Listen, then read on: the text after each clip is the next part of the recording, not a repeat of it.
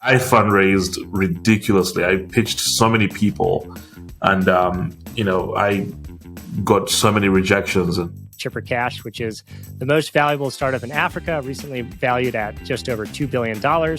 A key market had literally overnight been turned off. The emotional vicissitudes of running a startup are insanely high.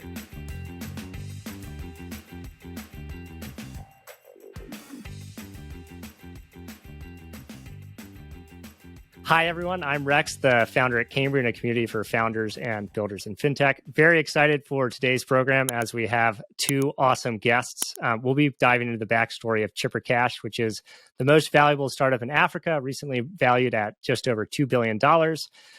They launched in 2017. They provide free and instant cross-border money transfers and now have grown to serve over 4 million customers and are doing 80,000 transactions a day. And to guide us through this journey, we have two great guests on the program who are both fintech pioneers in their own right. The first, of course, is Ham, the co-founder and CEO of Chipper Cash, who needs no introduction. And the second is Dan Kimerling, who's the co-founder of one of the original fintech API companies, Standard Treasury, which he sold to Silicon Valley Bank. He's also the founder of Decience, a venture fund, which led Chipper's seed and Series A. So I wanted to say, Dan and Ham, welcome to the program. Thanks, Rex. Thank you. And so, Ham, kick things off. As I understand it, back when you were a kid, your original kind of career aspiration was to be a bus driver. So how did you decide to go from being a bus driver to the CEO of a fintech? Yeah, thanks for having me, Rex. It's great to be here today with you and with Dan, obviously. That's a very funny story that you bring up. In a nutshell, one of the things when I was a much younger child than I am today, one of the things I really wanted to be when I grew up was a policeman and bus driver. Those are the sort of the two things. And policeman because I felt that was the most powerful person in the world when we were in traffic in Uganda growing up, and traffic was the worst time of all. So if you could control who went and who didn't go, that was a great place to be. And then bus driver, because one of the most memorable trips I had when I was a young child was with my family when we went to Kenya for the holidays, and we went by bus. And I figured that the person who was the most fun in that whole situation is the guy who drives the bus, because he gets to do it all the time. And so I figured if I was a bus driver, I could go to Kenya whenever I wanted to. So that was an appealing profession to I think a 6-year-old me at the time. And in many ways, I still think about what life could have been if I had definitely gone down that path. Definitely made the trips to Kenya. So. Yeah, and I think now you might not be a bus driver to Kenya, but you are helping folks send money instantly across borders. Yeah, I'm incredibly fortunate to be doing what I'm doing now, and I count myself very lucky that. And I get to work on something that I think about as important and that I love and I have a great deal of fun doing with people who are very smart and that I get to learn from every day, like Dan and my co-founder Majid. But at its core, we started this company because we saw these problems firsthand. We experienced them. Me growing up in Uganda, Majid growing up in Ghana. So being able to build something which many other people who grew up like me and living in Africa and experiencing the things I've experienced can find value from, whether it's policemen or bus drivers or others, that's uniquely rewarding. And I wouldn't swap places with anyone in the world. Yeah, totally. And Dan, tell us your story, how you went from being a fintech founder to a fund manager and then to meeting Ham and getting involved in the company, leading the seed and Series A. Well, before I started Decience, I started this company, Standard Treasury, and Standard Treasury was really focused on this question of why don't banks have open APIs, and was an early predecessor to many of today's leading BaaS, banking as a service companies. And then I started that company in 2012, 2013. Ended up selling it to Silicon Valley Bank in 2015 and spent a number of years working with Greg Becker at Silicon Valley Bank and his colleagues. I was born and raised in New Jersey and then went to University of Chicago, for college and graduate school. Awesome. Big fan of the Chicago school here. And then talk through how you guys ended up connecting originally and partnering. Feel free to jump in, Ham, as if Dan misstates anything here on how it went down. Whoever goes first is more likely to miss out a few details. But my version of how we met starts with Sheil Monot, who Sheil was our first investor when we started Chipper. And he introduced me to Dan when we were raising our seed round. And we went and had coffee somewhere in San Francisco. Literally we had one chat at that coffee shop. And then the next meeting, Majid joined me to meet with Dan. We had dinner at an Indian restaurant, again in San Francisco. And then we pretty much discussed the terms and the transaction details, and kind of agreed on it right there. It was, I think, 3 interactions before we decided to move forward together. And part of why I say we're very fortunate that we got to work with Dan is because, I think people today read about the company and look at how far it's come and how much money it's raised, and I think it's easy to forget that there was a time when a lot less people were excited about the opportunity than they are today. And at the time when we were raising our seed round, I think the only other companies that I was aware of that had successfully raised, more than $5 million for building a business focused on Africa, I think were Flutterwave and Paystack. Today, there's a company every week, or 2 companies every week raising money, $10 million plus doing business in Africa.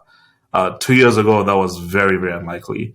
And I fundraised ridiculously. I pitched so many people, and, I got so many rejections, and no one really understood what we're trying to build. And so it was very refreshing to meet someone who understood the opportunity, looked beyond, our inexperience and our age, and saw that, we were ambitious and we had this, great vision that we wanted to pursue. And was willing to get on this journey with us, and that's something that I'll be eternally grateful to Dan for. And it is crazy. Can I say one thing about that? Go ahead. I think a lot of this comes from my experience at Standard Treasury, where one thing I always felt was some days we were we were going to take over the world, and other days, the term I would use is we're fucked, it's over. And the emotional vicissitudes of running a startup are insanely high.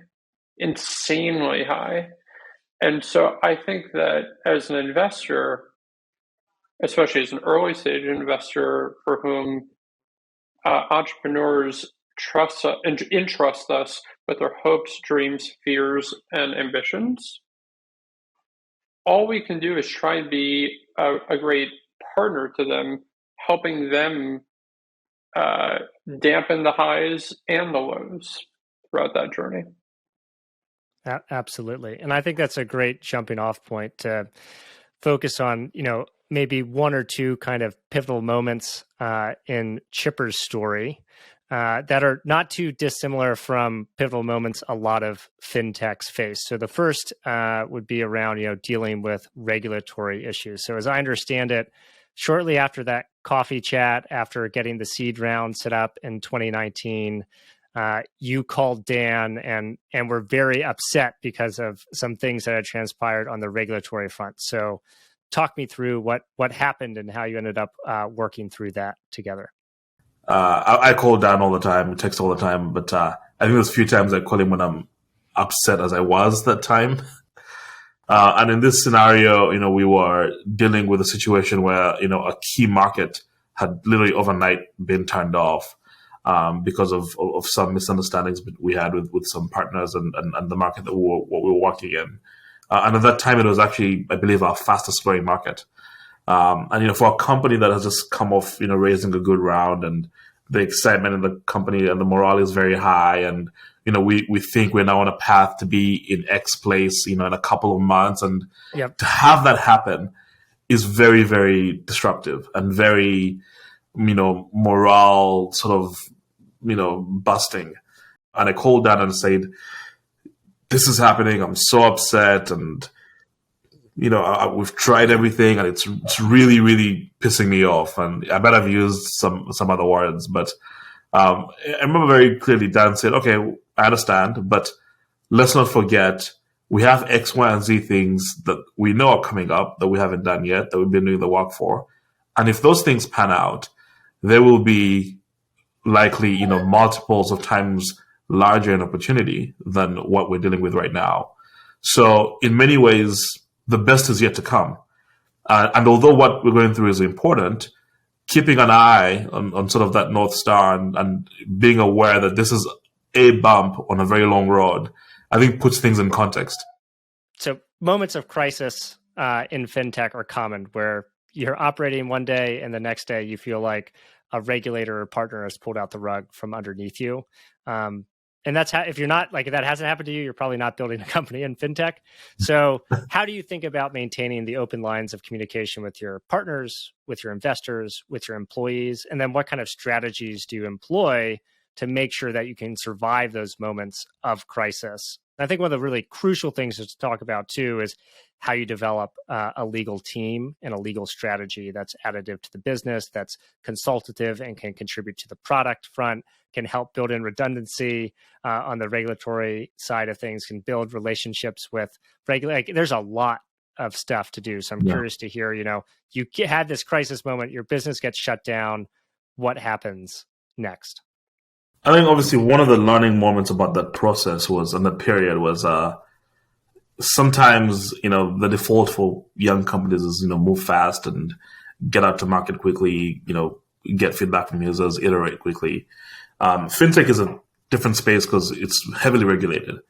It's not always the case that faster is better.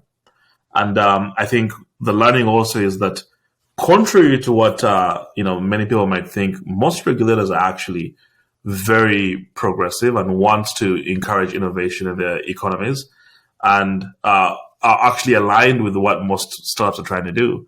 And us having the discovery that we are aligned in almost everywhere with all regulators. We want to increase quality of financial services for the people who live in different countries. We want to increase remittances and inflow of remittances. That's one of the, I think, the largest source of FDI in most sub-Saharan African countries is remittances. And so we're quite strongly aligned with regulators in almost every core area that they care about. And if we had better dialogue, more transparency about what we're doing, would have less issues. And that was a learning moment, even for me as a CEO. You have to think about the foundation that you lay for that business. And sometimes being too quick because you want to get to point A prematurely will actually be very costly if you don't have a strong foundation. And part of building that very strong foundation with compliance and regulators starts with, I think, one of the most critical parts of any startup, which is hiring. Having a strong team in place, the right people who know how to hire other strong people and can engage with the regulators appropriately is paramount. I think a lot of that really, Mark, the chief legal officer for Chipper, Mark Gottschalk, and Alicia Levine, the chief operating officer for Chipper Cash. I think that a lot of our success in having great regulatory relationships is because of the hard work of them and their teams, for sure. Right, absolutely. There's absolutely no reason to shine a star on how fortunate we've been to have two strong leaders in both Mark and Alicia. And Mark has been with Majid and I from the very beginning. He's one of the most seasoned lawyers and legal people in Silicon Valley and has worked with many startups and knows the ropes and can build a strong compliance team globally. Alicia, also great chief operating officer, and joined us very early in the journey and has implemented many processes surrounding how we manage our operations globally in all the countries that we operate in. So those two people, as Dan has mentioned, to the point I was making about having a strong team in place, have been paramount to us building out this really strong and durable foundation of regulatory relationships and partnerships. Yep. No, I think having those key legal relationships, especially when you're breaking ground in new geographies, and one of the first to market with something is so incredibly important. I wanted to talk about one other thing, which I think is always interesting for fintech companies to consider, especially when they're kind of early to a market and have a lot of greenfield opportunities. And that is how you think about growing and expanding the product roadmap. So you guys have launched, new geographies this year, US, UK, South Africa. You've launched new products, card, crypto, Twitter tips. Stocks are now live, I think, in Uganda and Ghana, maybe in other countries as well. Would love to hear how you think about prioritizing and picking out different aspects of the product roadmap to actually focus on versus doing, there's lots of things you could be doing. Like, how do you settle this debate internally? For, I think, a very long time, the prevailing advice was that, I think young companies should do one thing and do that thing very well for a very long time before they think about doing a second thing. I think more and more so, I think a lot of the companies that I think I've seen do very well and build a ton of value have been companies that have learned to do one or two or three things very early and do them well. And it's hard, but it seems to me like it's possible. And in many ways, it's worked out well for businesses in today's world to be businesses that are not just one-trick ponies, but maybe two-trick ponies or three-trick ponies. And that's been important for us as a company as well, to be aware that if all we ever do is cross-border P2P payments, we might be the best in the world to do it, but we might also be leaving some value on the table. And I think the world is in such a place today that we have more resources available to us to be able to do multiple things at the same time. Now, that being said, one of the things that I used to talk about all the time internally in the company is that to us, the biggest threat as a business is not so much competition or the fact that there's other participants in the space. I think it's more us sort of losing focus or losing our way and executing badly. And part of losing focus is maybe getting to a point where you're trying to do too much, right? And I think that's the crux of your question, right? How do you know what is too much and what is the right amount? And I'm sure you and Dan have had interesting conversations about what's too little, what's too much, what to prioritize. Yeah, we have extensively. And I think at the core of the things we choose to do is, I think a few questions. Some of them are, do we think we can do this well? Is there tremendous value? And does it drive more value for our users and the core products that we have at the moment? And if those questions are more or less yes, we sort of think about, all right, what does it take for us to be in a leadership position in this product in a couple of years? What do we need to be doing now to lay the foundation for that? And how does it drive synergies with, the underlying infrastructure and frameworks that make existing products work? So a lot of our products actually all sort of have parallels in what is required for them to be operational, whether it's the liquidity infrastructure that we have that supports them, or it's the consumer behaviors that drive more and more usage of one product because another one exists. Or something else. Well, I think that in general, organizations are either vertically oriented, like engineering, product design, etc., or they're horizontally oriented. And to borrow a great Michael Deering-ism, Michael Deering is an incredible venture investor that I've learned a lot from. Michael Deering would say, all organizations inevitably become matrixed. And I think one of the things that we've really done well at Chipper is that we've created a lot of cross-organizational and cross-functional capability.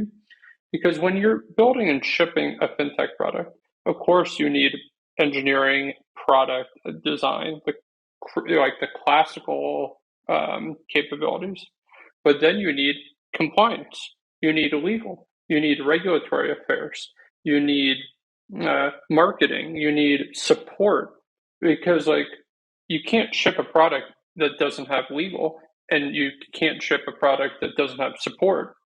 In just the same way, you need right? And so you need to be able to bring many different disciplines together in order to ship a product. And so being cross-functional or matrixed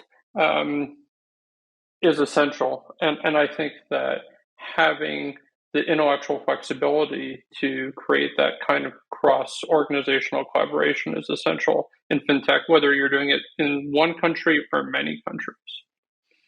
Yeah, it's one of the things I'm most excited about too, is as fintechs have scaled, it didn't used to be you had a lot of lawyers who had worked at technology companies and financial services in a collaborative way. And so what a product council even looked like, let alone was there anyone who had that experience, was very hard to find. I think back to my time at Checker when we were doing things around background checks. One of my most important colleagues was our product council person that I could reach out in as I'm like, going through the weekly sprint to build product. And it's like very important to build that kind of matrix connectivity. But it's hard. It's hard to architect it, especially you're operating, I think, in 8 countries right now, remotely across regulatory context, across a variety of partners to build out this stuff. So it's a very interesting problem to tackle organizationally. I think the other thing I would say is you don't need to do everything all at once. And Ham will maybe talk a little bit more about the expansive vision we have. And it is an expansive one, for sure. But then the question is, okay, we know where we want to go. And we have like some general ideas of how we're going to get there. But do we do this first? You need intellectual flexibility in order to adapt. And in particular, with some things that are very cutting edge like crypto, we have to kind of like run experiments, see what happens, reallocate resources, right? Insofar as the number one determinant of success of a company is a resource allocation or capital allocation, human and financial capital allocation. I think being flexible and adaptable about how you come to those resource allocation decisions is essential. And we've been very dynamic in our decision-making process because it is so, some of the things that Ham and Major and their colleagues are doing are just like very cutting edge. Also, one thing I just wanted to highlight on the point of all the products that we've done. I think it's also worth commending, in addition to everything else that's been said, that it is very, very difficult, and it did require a lot of the team to be able to pull that off. Patrick, who's our CTO, Patrick Trist, leads an incredible engineering team that have just produced some of the most impressive work I've ever seen. When we sort of talked about some of those things, 2 years ago, the overwhelming feedback was that there's no way you're going to do all this, and get it done in this period of time. And I guess maybe because we were naive, or because we were stubborn, or maybe just because we believed strongly in what we wanted to do, we just kind of went at it. And it was difficult. There's no way, around, that point of sort of execution. But I think tremendous work by the team. And again, it goes back to having very strong people in high places that they can hire other strong people and build strong teams and execute, in a very high manner. Take that away, and it's a very different story. For sure. And I'd love to go to exactly what you alluded to, Dan, which is what is kind of the next up for Chipper and the long-term vision for the company, acknowledging you've already built quite a bit in an impressively short period of time. Yeah, sure. When we first launched, and the first thing people knew us for was cross-border payments, and till this date, very much is the way we're described. But anyone who uses the product will tell you we're now a lot more than that. And it's become very clear, and it's been very clear and obvious to us that people coming online for the first time in emerging markets are coming online via mobile devices. They have a high aptitude for mobile payments. And also what's even more interesting is that they have the same expectations for quality of services as does anyone in the world. Like my generation of Ugandans expects to be able to send money instantly, across borders, save with multiple instruments easily, invest into multiple instruments easily, use my money in multiple jurisdictions, online or in store or in informal markets, and be able to do that all conveniently and cost effectively. That's an expectation, wasn't the expectation that a generation before us or two generations before us had. So what's new is that the expectation today is just as high as anywhere else in the world. And people living in emerging markets want and expect world-class quality services.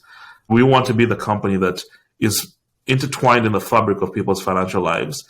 If they want to send money, they can do it on Chipper. If they want to invest in an asset, they can do it on Chipper. If they want to spend money online or pay for Spotify or Netflix, they can do it with Chipper. If they want to, invest in a cryptocurrency, they can do that on Chipper, or invest in Facebook stock from Uganda or Nigeria or any other country in Africa. That can also be done on Chipper. So it's sort of a one-stop, incredibly holistic and inclusive platform for people living in emerging markets, predominantly Africa. The work we do is incredible, but in some ways, it's more than the work. It's the impact. What Chipper is doing, it just feels very consequential to me. And that is a big part of why I'm so excited about it. Because I think we're just starting to see the impact we can have over many years. That's one of the most rewarding things, absolutely. I mean, every time we've launched a new product, the response has actually exceeded what we even expected. Or even most recently with the stocks product, people asking very simple but very powerful questions like, does Amazon know that I'm a shareholder? Or someone, invests in Microsoft stock from Uganda, and in a couple of months they receive a dividend right in their Chipper wallet. It's just a very powerful and new way for wealth storage, wealth creation. And it's rewarding to hear people say that this has fundamentally changed how they interact with their money, or what they can do, or possibilities that weren't available to them but that are available to them now. And that's, not sort of sound cliche, but that's priceless. It is amazing to think about someone who has, a mobile phone is one of their most important and probably valuable possessions, being able to buy $1 of Apple stock, basically instantly around the world in a way that just was unimaginable even a few years ago. It's pretty exciting. Ham, just one last question, and feel free to make it a quick answer too, which is something we asked of all of our guests, which is, what advice do you have for prospective founders, folks who are thinking about striking out on their own? That's actually, I think, the toughest question I get asked. There are some common truths, and then there's some very relative truths. I think, I'll focus more on the common truths, which is in my experience, which is it's okay if everyone else around you and everyone else you speak to doesn't see what you're trying to do. If you're the only one in the world that sees it, that's okay. That shouldn't deter you from pushing forward with it. I think there is some reward and benefit to being stubborn, or maybe even being naive, if that's the word. The last thing I would say is that I think today, I think for most of the history of our world, we've sort of focused on success stories, and that's great. But I think what gets lost is the very many moments in between where it's just brutal and painful, and many mistakes being made, and many doubts being sowed, and just having to sort of be navigated through, and headwinds and all those things. And it's okay. I think that's one thing to understand, that that's all part of the course. If you are experiencing, very many difficult times, that's actually fine. It's actually normal. And because it's an aspect of entrepreneurship that we never speak about, people expect that unless you're making progress all the time, you're moving backwards.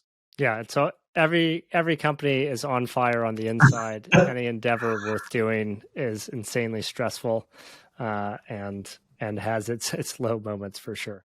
Indeed. Well, Ham, thanks so much for joining us. It's been an absolute pleasure having you. Wish you and the Chipper team continued success at what you're building. Thanks for having me, Rex. Great speaking with you.